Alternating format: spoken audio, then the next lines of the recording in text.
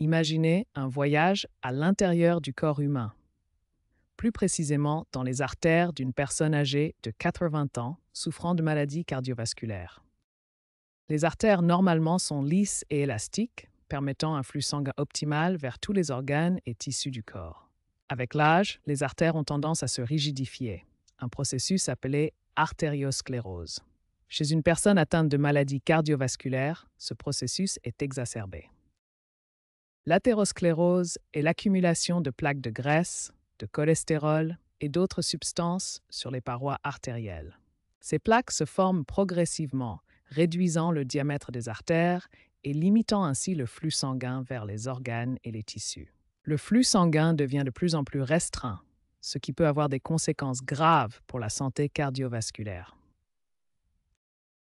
Cette section vous a présenté visuellement les changements structurels et fonctionnels des artères affectées par l'artériosclérose et l'athérosclérose, en mettant l'accent sur les conséquences pour la santé. Le rétrécissement des artères causé par l'athérosclérose entraîne une réduction du flux sanguin vers les tissus. Cette condition, appelée ischémie, prive les organes de l'oxygène dont ils ont besoin pour fonctionner correctement. Cette ischémie provoque des symptômes caractéristiques.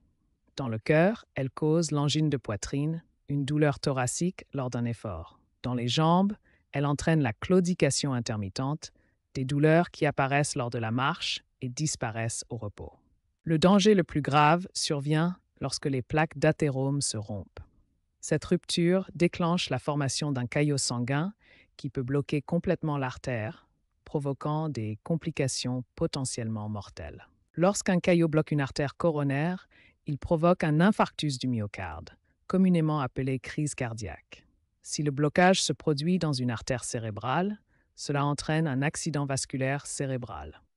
Plusieurs facteurs de risque contribuent au développement de ces maladies cardiovasculaires. L'hypertension artérielle, le tabagisme, le diabète et l'hypercholestérolémie sont les principaux facteurs modifiables. Heureusement, des stratégies de prévention et de traitement existent.